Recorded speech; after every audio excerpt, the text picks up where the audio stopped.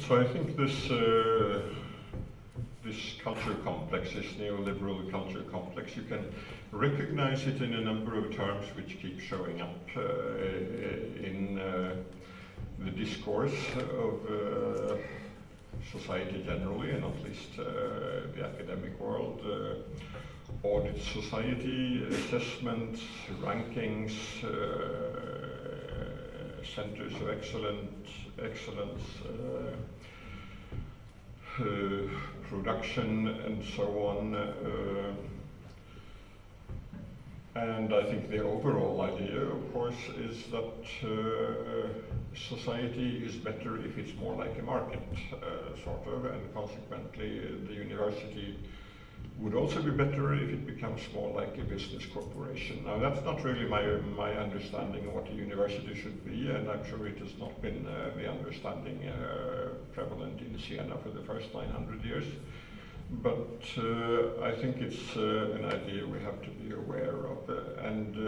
on the one hand, we may want to raise our voices against it and protest when its implications become sort of hostile to our sense of what the production and handling of knowledge is about. But we might also, to a certain extent, feel that, well, if it's there, we might also have to think about what our product is, how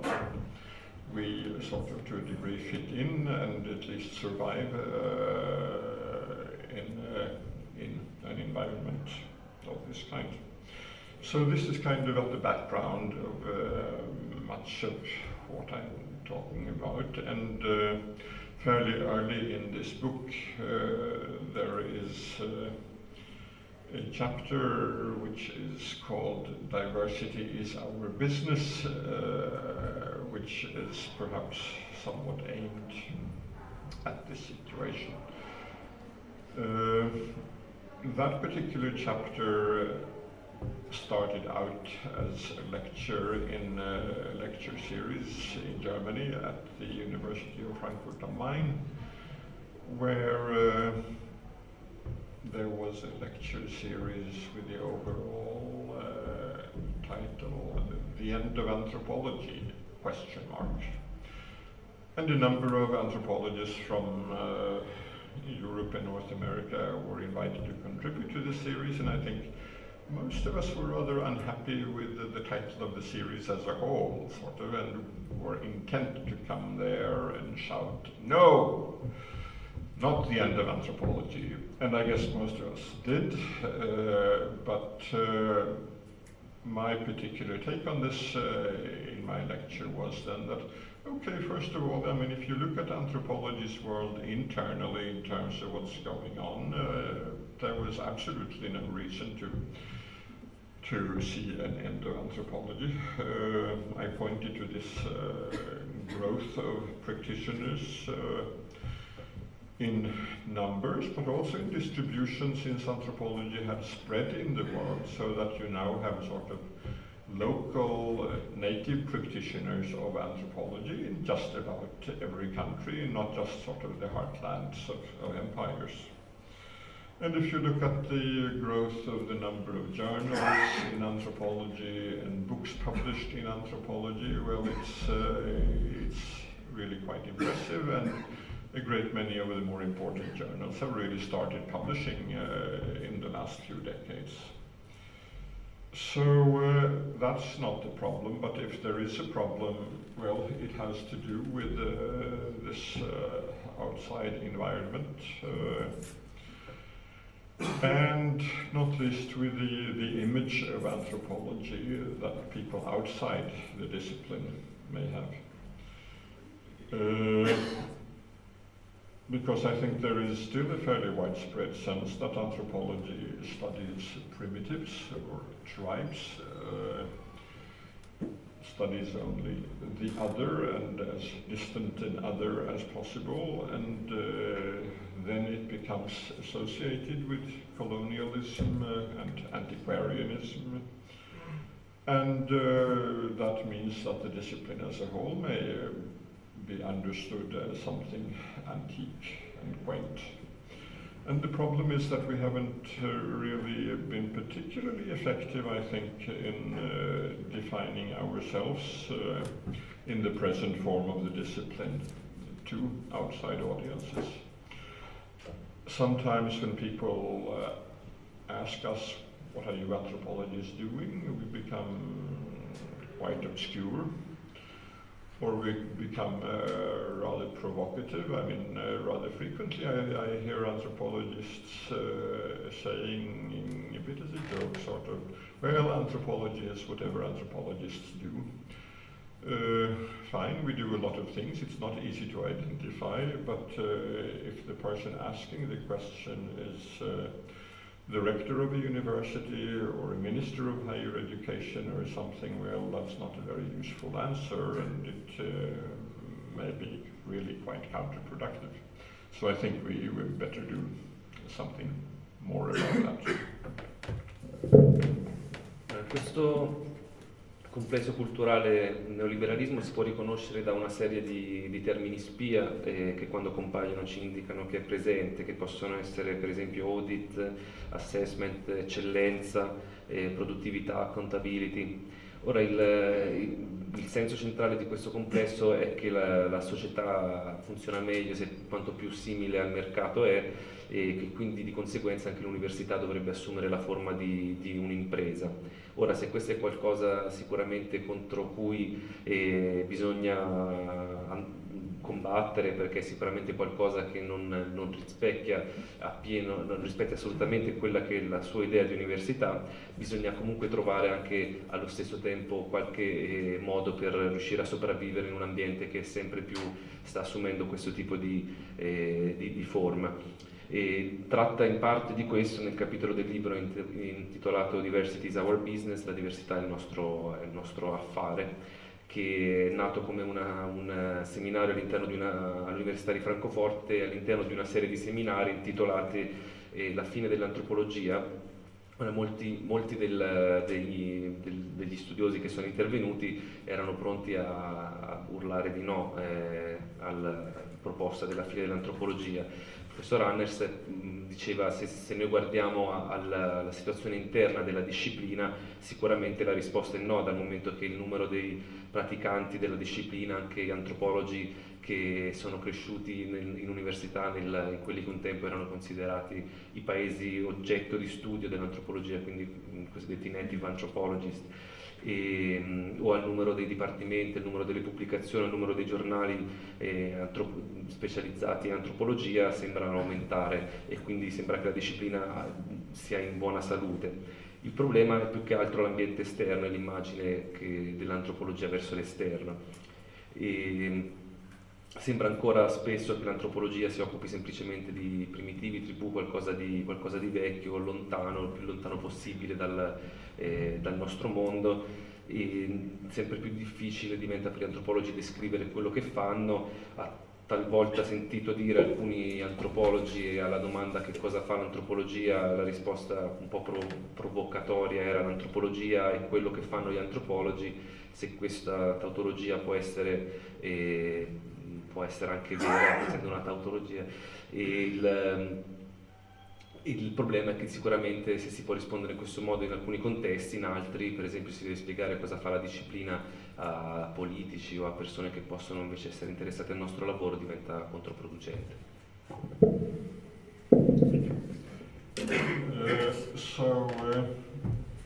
In the climate of our times, then, the formulation that I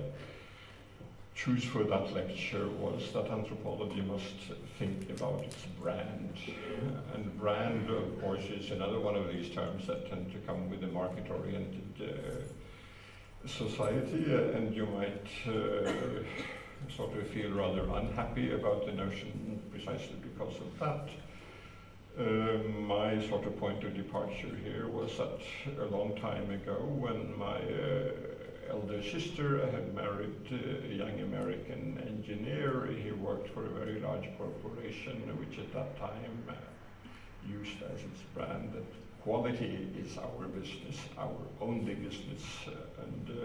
my young brother-in-law could sort of look at this slogan with a fair amount of attachment and humorously and so on, but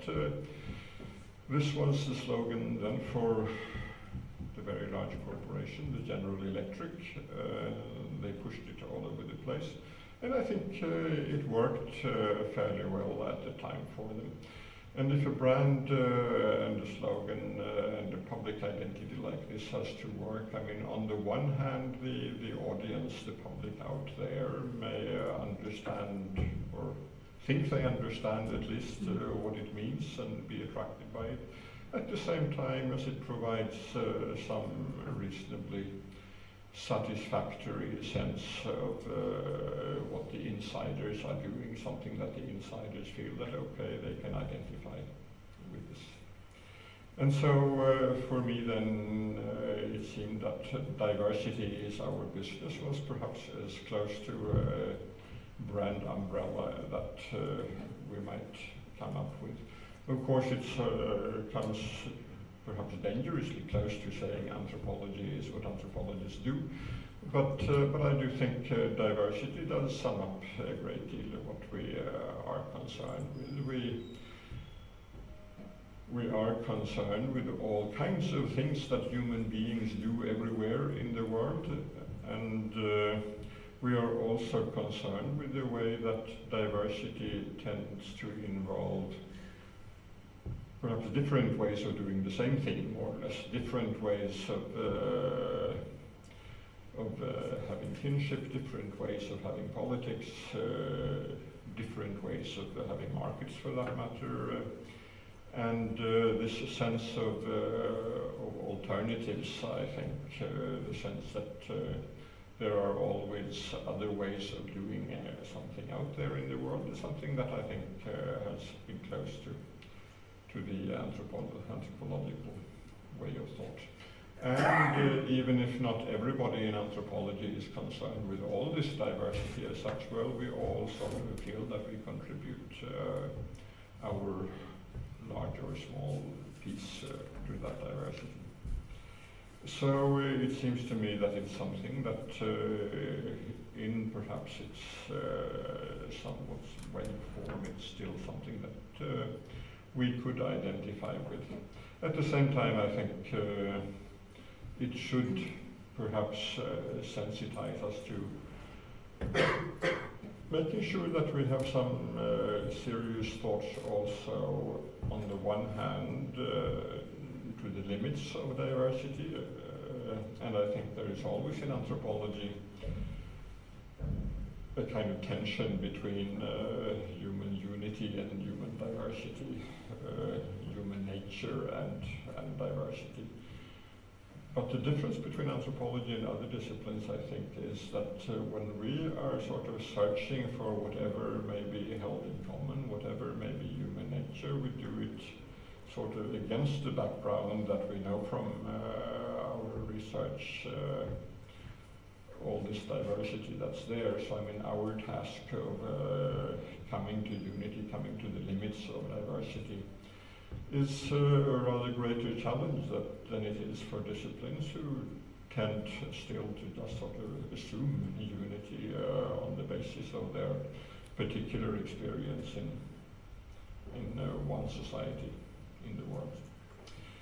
And I think although we may be inclined to sort of feel happy about diversity and celebrate diversity, I think we should also take seriously the fact that there are pros and cons to diversity. Sometimes diversity can be quite inconvenient and problematic, and certainly when people sort of move around more and mix more and so on, we certainly see in the societies around us that there are people who see mostly the problems and the nuisances of diversity, while the people who are kind of celebrating diversity are over in another corner. And not least in Europe, where we have the sort of back and forth notions of the of the meaning of multiculturalism and so on, that also becomes part of diversity as our business. Quindi proprio in relazione a questa a trovare un modo per descrivere l'antropologia verso l'esterno, ma che serva anche all'interno, in modo un po' provocatorio, all'interno del libro il professor U.Hannerz propone di trovare un brand per la disciplina, ben cosciente che questo è un termine che proviene da prestito dal mercato, che quindi può non piacere questa scelta di trovare un brand per la nostra disciplina, ma allo stesso tempo ritiene che potrebbe essere comunque interessante sia da un lato per trovare un modo per presentarsi all'esterno in maniera coerente, sia anche per trovare al proprio interno un qualcosa attorno a cui riconoscersi almeno in parte.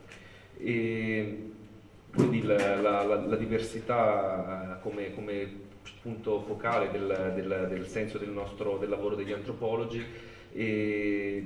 perché alla fine riassume molto di quello che facciamo, sia perché appunto l'antropologia si interessa a ciò che fanno gli altri, ma anche perché si interessa ai modi differenti in cui si fa la stessa cosa, e quindi proprio perché ha a che fare con ciò che può essere un'alternativa. Ci possiamo identificare con l'idea della diversità, anche perché abbiamo un'attenzione ai suoi limiti rispetto ad altre discipline, quando si cerca di delineare quella che può essere l'unità dell'umanità, ciò che gli uomini hanno in comune, mentre le altre discipline postulano semplicemente dal proprio punto di vista personale o disciplinare quella che è l'unità del genere umano. Gli antropologi invece lo fanno partendo proprio dalle proprie esperienze, dalle proprie conoscenze rispetto alla diversità umana. E in questo momento in cui anche in Europa appunto poi la diversità ci riguarda direttamente per via delle sempre maggiori mobilità e interconnessione, e che il multiculturalismo è divenuto uno dei termini più importanti per descrivere e gestire la nostra società, appunto il nostro avere a che fare con la diversità può essere un utile punto di riferimento.